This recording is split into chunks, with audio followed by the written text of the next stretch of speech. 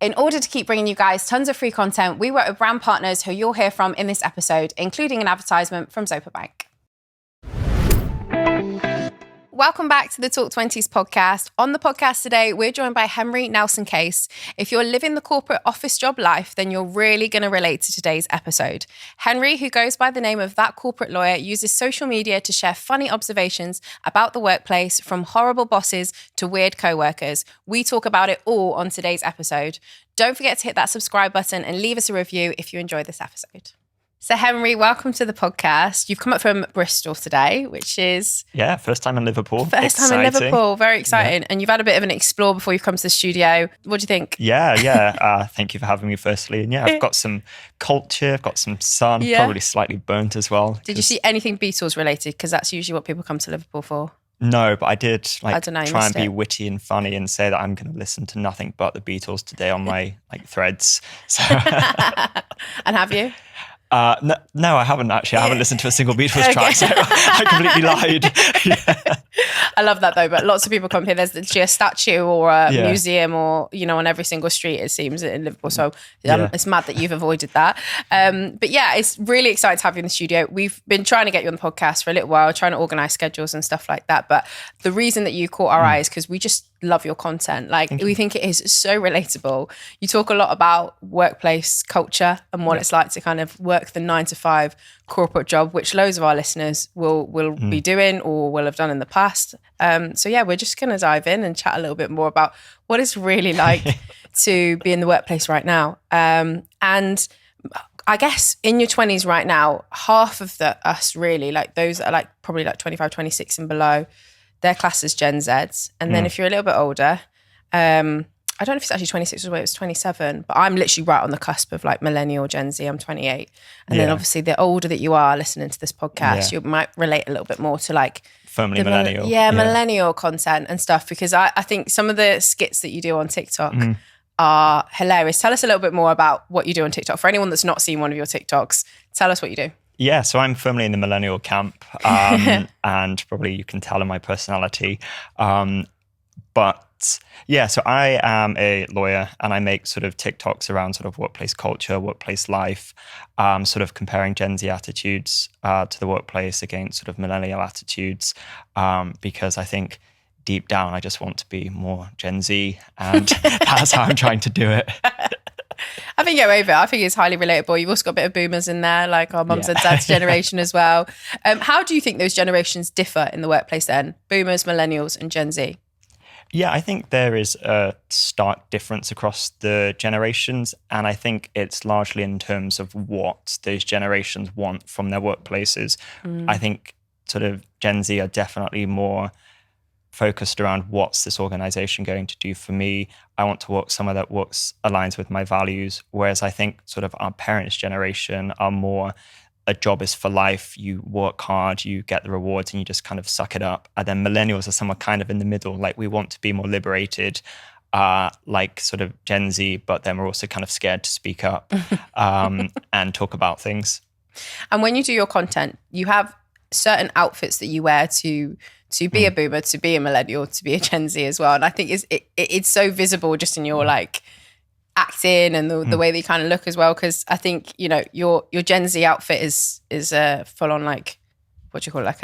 A tank top? I only recently bought a vest. I was like, do you know what? This is the year I wear a vest. But I think it's funny. And your skits are a lot about working from home and that kind of life and stuff like that. How do you think that COVID has impacted those three generations as well? Because I think that changed the way we work forever, right? Yeah, definitely. And just on the point about the costumes, the really sad thing is they're actually all of my clothes that I just wear on a daily basis. Identity crisis. I don't know who I want to be today. But yeah, in terms of COVID, I think there has been a massive shift in how people work and how they want to work, with sort of Gen Z kind of growing up around technology, that's what they want. They want the flexibility. They want to be able to work anywhere where there is a Wi-Fi connection. Millennials we got a taste of working from home during the pandemic. So we're like, this is amazing. I can literally just wear my sort of loungewear all day and I can go to the supermarket during the day alongside doing some work.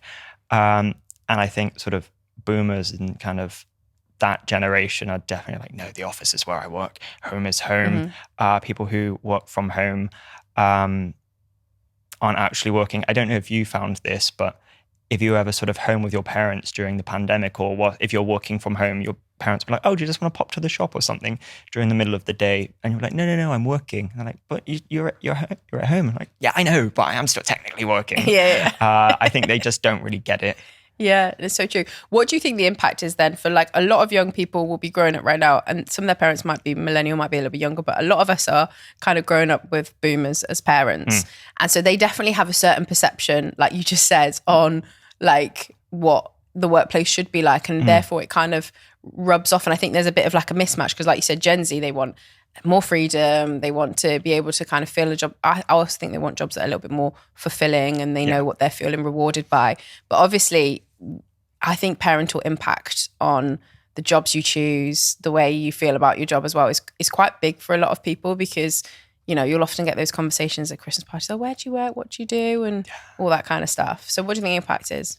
Yeah, I think that's a massive thing that for so many of us, particularly sort of the older generations, our entire identities are attached to our role.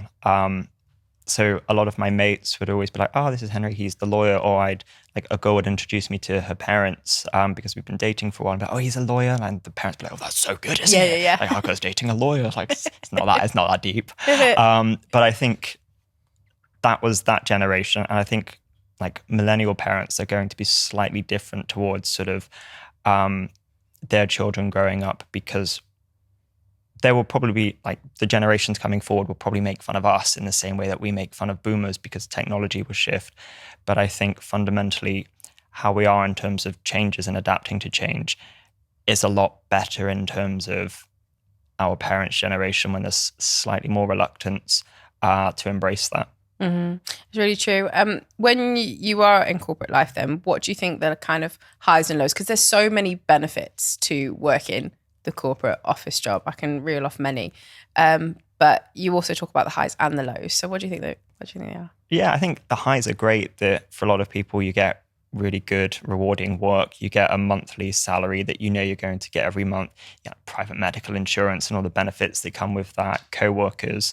As much as I make fun of certain co-workers, it's still nice to have people that you kind of work with and that you can like chat with and build relationships with. Because sometimes if you do like more freelance stuff, that can change. You're not working with the same people every single day. It changes all the time. Yeah, exactly. Then sort of the lows, I guess, are the stuff that I post around on TikTok in terms of the long working hours, the sort of always expecting to kind of take on additional responsibility and not actually get paid any more for it, or having a promotion constantly dangled in front of you, having the bosses that don't necessarily treat you well, sort of all of the mental well-being stuff that can be negatively impacted as a result of sort of corporate pressures. Absolutely. And we're going to dive into a few of those later on in the episode, but I'd really like to talk about your career and where you've got to at this point. So tell us about, because you're 30 now. Yeah. Yes, just turned 30 this year. You just wanted to qualify that just to make sure. I'm so precious about it. You're like, oh my gosh, can I still come on the podcast? No, of course you can.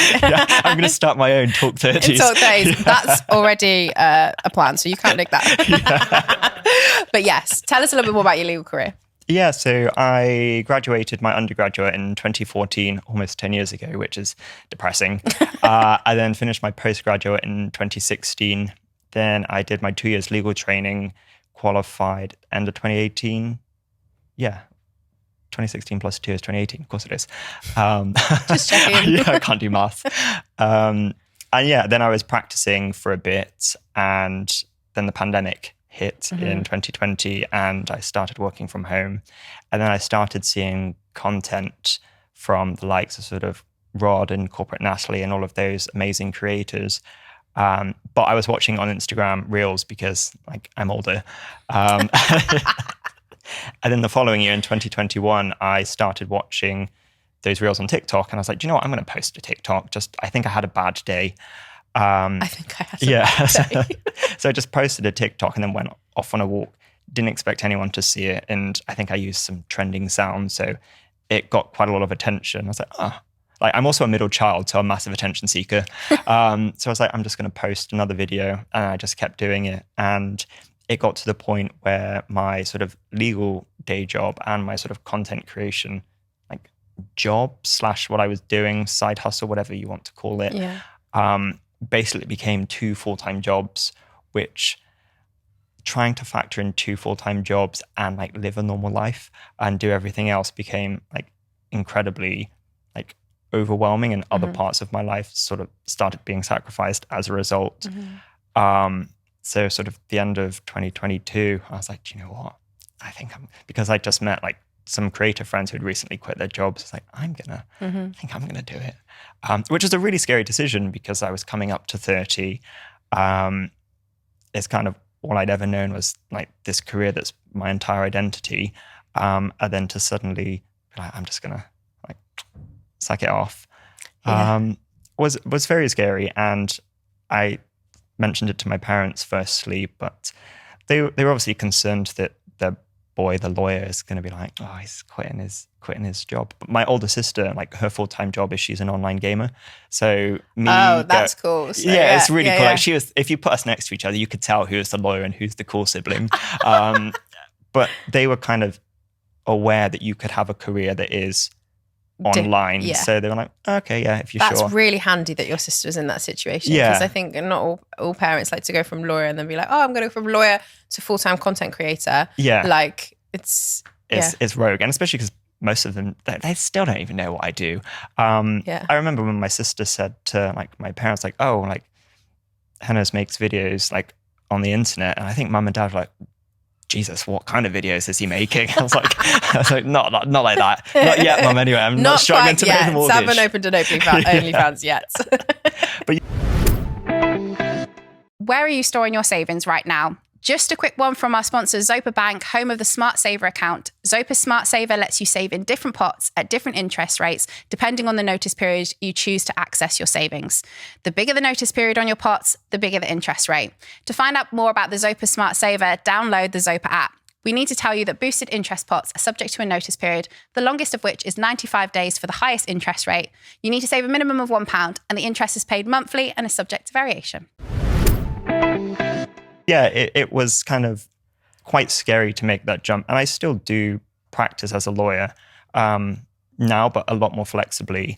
Can you do that flexibly? Like how can you get, because when I think about lawyer, I think about, like the corporate 9 to 5 job. Like how can you do, sorry if I'm, this is a silly question. How can you do it more flexibly? No, I get asked this quite a lot. So I work as a consultant. So I like sort of partnered with a law firm, and they would just sort of say like, hi, we've got this project on. Do you want to do it? So I'm doing one at the moment. It's just a 3-month legal project, and I just work 3 days a week. Which I took it on at the time. I was like, oh, my agency hasn't sorted that much sort of content work and stuff. And I'm a massive panicker. So I always need to think like, what's ahead? I was like, I'll just do that project for 3 months. As soon as I agreed to it, all of the content work started coming through. I was like, damn it, I've like overbooked myself. And then obviously I can't just sack off the legal projects because like, professionally that's bad. And it's constantly a balance, isn't it? I'm still learning that balance. But so I can just kind of pick and choose projects as they come in, which is quite nice. And I know you've already spoken to me about it, but tell our listeners the area of law that you practice as well, because I think that's quite interesting. Yeah, so I primarily focus around sort of commercial contracts, data protection, intellectual property, which we spoke about earlier. Is really useful in the kind of content creation so useful field for sure. Yeah, you're going to get a lot of emails from me to be like, Hennes, hi, what do you think about this contract? No, I'm joking. I will email my actual lawyer. But but yeah, I think it's must be so handy going into that world, because I think when you have like zero understanding pretty much of like the legal side of things, like my best friend is a lawyer, so that's handy. Yeah, but she's in clinical negligence and I haven't had to sue the NHS yet, so it is handy, and she takes all of her like degree and stuff and information. She can help me a lot with it, but there's obviously a level to like where she can like bring out the textbooks again and go, okay, you think you should do this. So it's really handy to have a really like a best friend in law, but also like she picked the wrong law for you. You're like, actually, could you? I'm like, Sinead, you should have worked in like corporate, contract law, please. Thank you. But no, it is great. And I think it'd be really nice to kind of dive into some of the challenges that you talk about, or you make, funny skits and videos about on social media. So I think the one that you've already kind of mentioned is like many people will feel like they're constantly being given more responsibilities and like no pay rise. So if you work in the corporate world, like obviously loads of people have examples of this, but I think the most prominent one that I can think of happened yesterday. So Threads opened yesterday, and every single social media marketing manager probably now has a new job, which is make our threads go viral, which wasn't a job before, and is probably now on someone else's desk. So that situation happens a lot, right? Yeah, I've actually got a few friends that are social media managers, and they posted TikToks and threads around all of these new sort of responsibilities, or social media managers like panicking about how to use this new app. But yeah, I completely get it that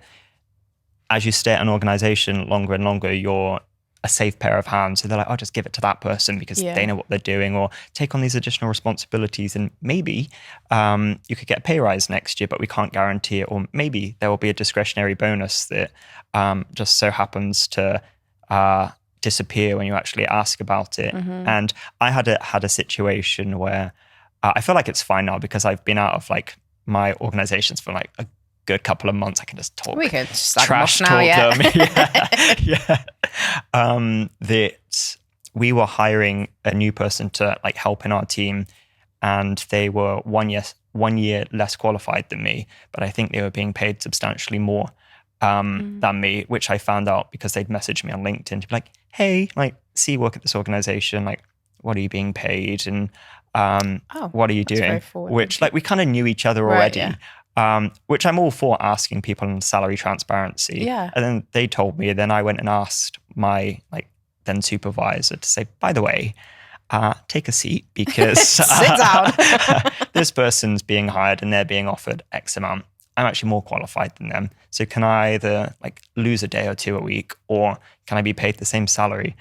And they had the audacity to be like, the market's changed there, hasn't it? Like when we're hiring them and when we hired you, which was like the year before. Yeah, but if the market's changed, therefore I should have had an increase in salary. If you're going to acknowledge that, that's an admission of guilt. If I have to go into my legal, the only thing that I can say, I think anyway. And I just thought employers are concerned about staff turnover, retention rates, this whole like quiet quitting narrative, but then they're not actually doing enough to support employees whilst they're employed. Is only when they actually come to quit, they're like, what can we do to make you stay? Then they can offer you money. If you start doing those check-ins sooner rather than later, you're going to have more like engaged employees, people that actually want to kind of go above and beyond and show loyalty to these organizations. Because I think, as we touched on earlier, that the concept of a job for life, particularly with like Gen Z, isn't a thing anymore. Because if a job doesn't align with their sort of values, then they're going to tap out. And it's easy to say that, a job's not just for the money. For the most part, it is. Like we all work, regardless of what our role is, to be paid, whether you're a musician, a lawyer, a doctor, you're exchanging your time for money. So obviously being paid well for what you do is a key part of what people want with a cost of living crisis, impending recession, inflation. Just cough up. Absolutely. You mentioned bosses there, and I like the term that you use, good boss energy. What does good boss energy mean to you? Yeah, I think for me, it's just somebody who actually cares about its team, supports its team, somebody who an employee can call up and be like, oh, mate, do you know what? I'm really not feeling great today. Do you mind if I take like a well-being day, and that not be frowned upon, or not having to sort of feel guilty about taking time off because you're unwell, or having to make up excuses like, oh, it's actually, I think I've broken my neck, because you have to come up with some kind serious. of fair. They need. I'd expect someone to come with a neck brace the next day if that were the case. But but people would say that they've got physical like ailments because they were too like embarrassed to talk about their mental health. Issues, because that would be treated less seriously. Somebody who can sort of protect those employees from like people in the business that are perhaps putting too much pressure on them, and will kind of have their back and support them. I think a lot of people go into leadership roles that may not necessarily be suited to leadership roles. They just do it because it's part of their career track to get to the next stage. But there are some amazing like leaders out there, and I think we just need more of them. Absolutely.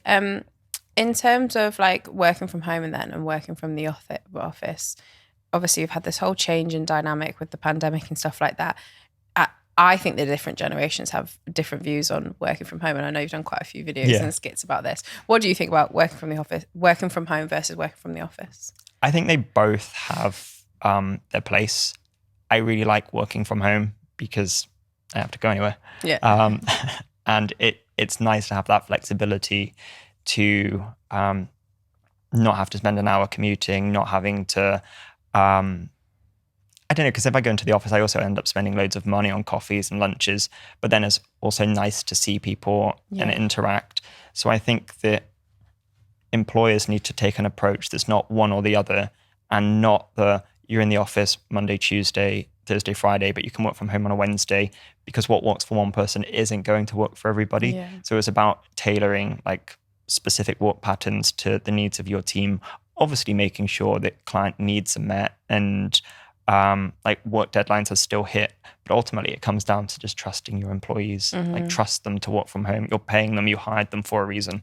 Yeah, and not to micromanage them as well. Like when they do, like obviously call up about a question and stuff like that, but not to be like, oh, like, do you know what I mean? Yeah, breathing down the necks. That boss, the one that I mentioned, Ari, the salary issues. I used to start working at 9:30 because like I didn't like 9 o'clock because I could do other stuff in the morning that I wanted to sort of prioritize. And I think it's like 20 past 9. I had a Teams message from them. She's like, hey, I tried calling you. Where are you? Logged in at 9:30. Oh, sorry, just got your call. And the boss was like, I've tried calling you like 20 times. Like, where are you? I was like, mate, I've got one missed call off of you. Like rein it in. Yeah. They're like, no, I've been calling you. I was like, no, you haven't. So I literally called up IT and it's like, this person said they've called me 20 times. Please confirm whether or not they've done it. IT were like, nah, mate, they've only called you once. Screenshot, sent to boss. Go ahead. You could tell I was like winding down and checking out. Yeah, you're like, okay, I'm out of here. See you I'm later. going to make a TikTok about this. It's so funny, but I think there's loads of other things that we can chat about through your videos as well. Like, I think the biggest thing that's a lot of people talking about in terms of the corporate world is like how AI is stealing all our jobs. What's your view on that? What do you think? Hey, I can have my job. Would be my view. No, I joke. I think there are some like amazing tools out there, and again, it's just learning to embrace them and the benefits that they can add to sort of our work life, regardless of what role that you're in. These tools will have some benefit in your industry, in your workflows. So rather than kind of being scared of them, sort of learn to embrace them. How can AI be used in the legal world? I think sort of like document review, rather than people spending hours and hours like churning through documents for keywords, get ChatGPT to or whatever sort of tools are out there to do it sort of for us. And that time that human resource was being allocated on that can be used on something else. Yeah. And you can get sort of deeper in other projects. Absolutely. You talk sometimes about your biggest work regrets. What are your biggest work regrets from when you worked in the corporate life? I think for me, it's probably not speaking up or out sooner and kind of losing my, I don't want to say personality, but I felt like I'd just become another corporate mold, because that's what I thought I had to, particularly earlier on in my 20s, that's what I felt like I had to do to kind of get by, just suck it up and act in the way that everybody else was acting, because that's what they wanted. That's how I had to present myself. And it's been quite liberating now, being like, oh, you can like be funny, you can have a creative side and still be sort of successful, which is really nice seeing a lot more organizations, particularly within the legal industry, embracing more social mobility, like platforms to get people from all sorts of diverse backgrounds into these organizations, because there is so much talent out there that may not ordinarily have access to what's seen as a privileged prestige profession, and to hear ideas from these sort of underrepresented groups and to see what they can add is going to be amazing, and it's only a good thing. Absolutely. And what have you learned from your career as like a creator? Because you've got quite a lot of connections in the creator world. You're starting something,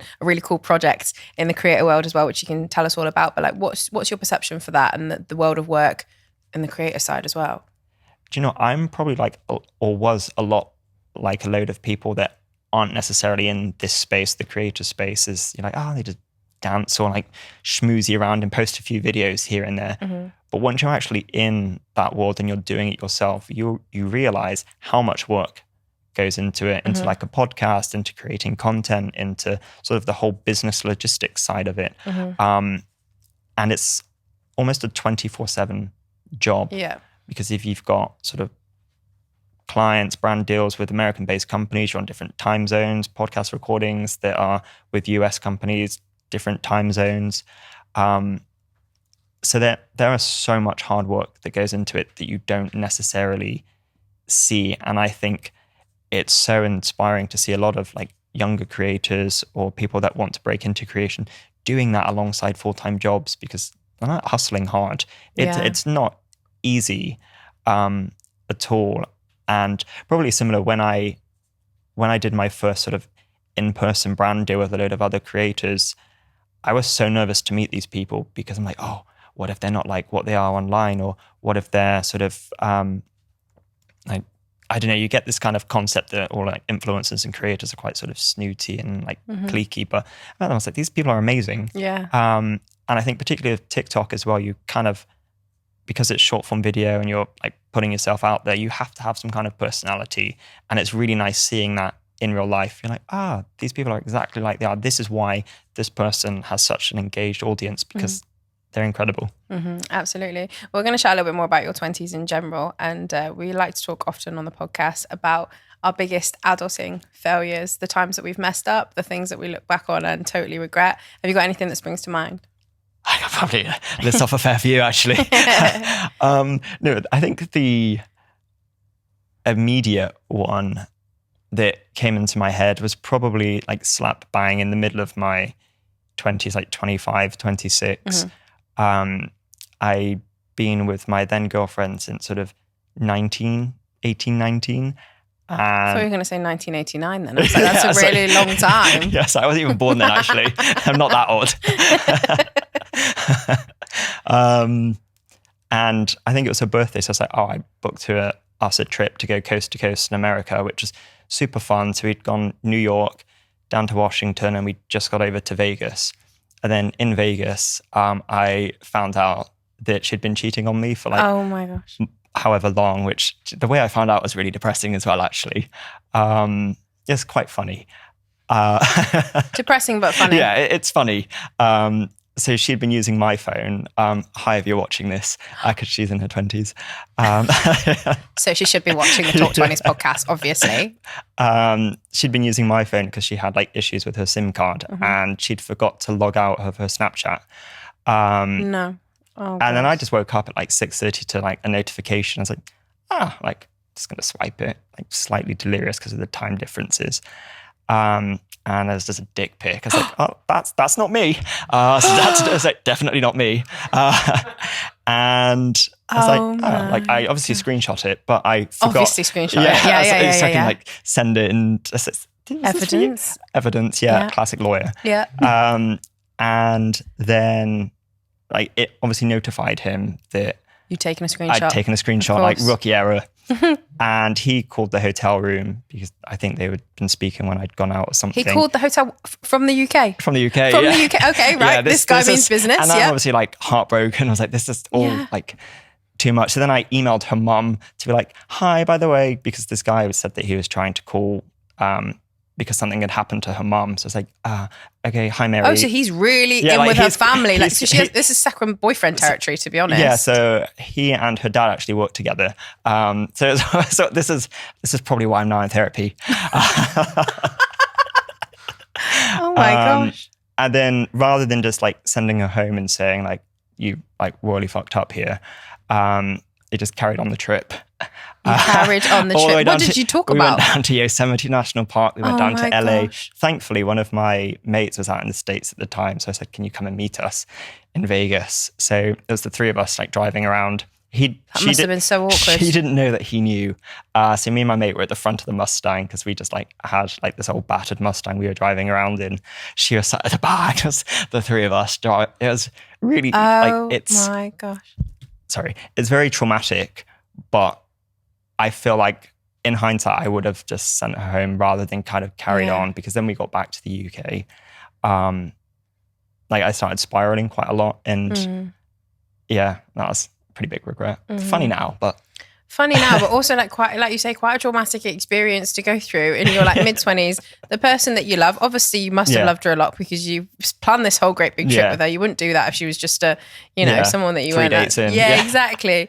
But like that's I think that's the best story we've ever had for biggest adulting failure. Yeah, that was. And you had no idea that this was the case or anything like that. Wow. No. Like she was a bit like off, without going to too graphic, but nothing other than that. I'm sorry that happened to you, because that's probably ruined your trip. You probably never want to go to America again. I've been back since. Trying to slowly replace all the memories that I had in those locations. But yeah, it's pretty. You mean pretty sad. Person, whoever you are out there. A little message to you. Don't listen to this Talk Twenties podcast.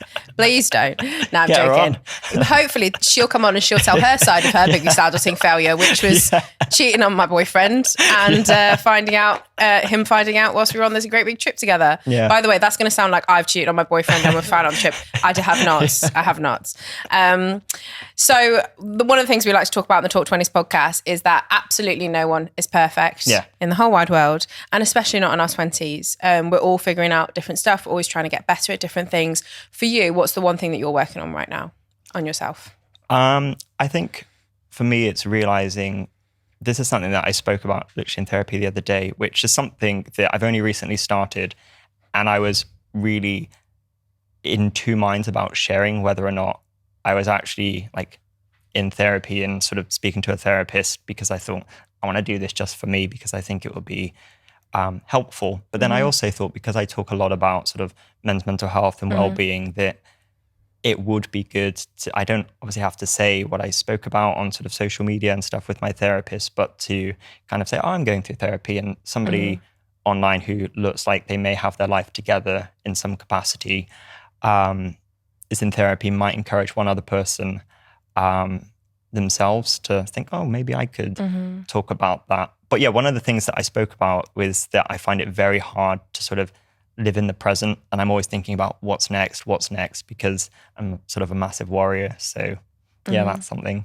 And you've done a TED Talk as well, haven't you, on men's mental health? Yes. How did that come about? And tell us a little bit more about the topic of a TED Talk so people can go and search it up if they want to listen. So that was really interesting how that came about. One of my followers actually worked for the TED team, DM'd me and said, do you want to come to Bulgaria and do a TED Talk? Oh, it was in Bulgaria? Yeah. Oh, wow. I've watched the whole thing. I didn't know it was in Bulgaria.